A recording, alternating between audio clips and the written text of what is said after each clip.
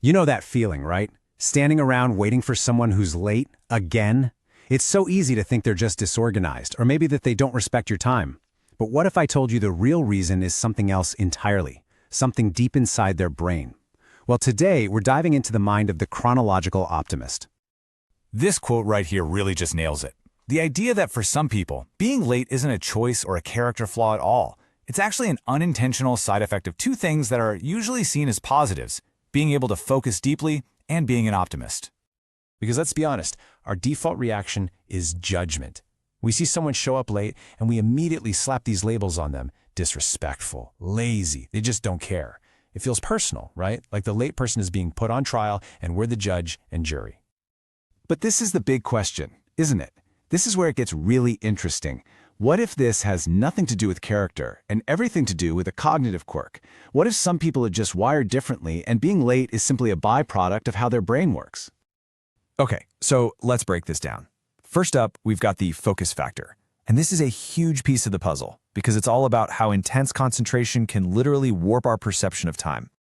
This leads us to a fascinating concept called time blindness. Seriously, have you ever been so deep into a project, maybe you're coding or writing or even just lost in a great book, and you completely, utterly lose track of time? Well, that's a real thing. It's an actual neurological state where your brain is so focused on the task at hand, it kind of just stops counting the minutes. In psychology, they call this a flow state. You know, that amazing zone where you're so absorbed in what you're doing that the rest of the world just melts away.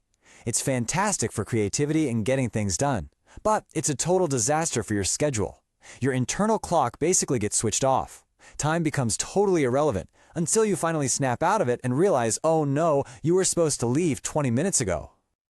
Okay, so time blindness explains how someone loses track of the present, but that's only half the story. There's a second key ingredient, the optimist paradox, and this is all about how these folks see the future. Now, this isn't just about being a glass half full kind of person. This is a real, documented cognitive bias. Their brain doesn't just hope for the best case scenario, it actively plans for it. They instinctively see the commute with zero traffic, the grocery store with no lines, a world where every task flows perfectly into the next. And this specific flavor of optimism, when it comes to scheduling and planning, actually has a formal name in psychology. It's called the planning fallacy.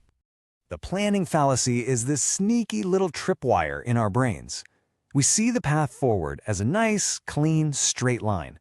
We make a simple plan. But let's be real, when is life ever a straight line? It's almost always a tangled mess of little delays and unexpected hiccups. And the craziest part is, even if you know from experience that a task always takes longer, the optimistic brain just hits reset and defaults to that perfect best-case scenario all over again. Let's make this super concrete. Just think about your own morning routine. How long does it really take you to get out the door? You might have a number in your head, 15, 20 minutes tops, but let's take a look at the plan versus the cold, hard reality. This just says it all, doesn't it? On the left, you've got that beautiful, simple, optimistic plan. Shower, get dressed, leave. 15 minutes, done. But then there's reality on the right. Hitting snooze, that's 9 minutes gone. A quick check of your phone, whoops, 8 minutes vanished. That 5-minute hunt for your keys. Letting the dog out.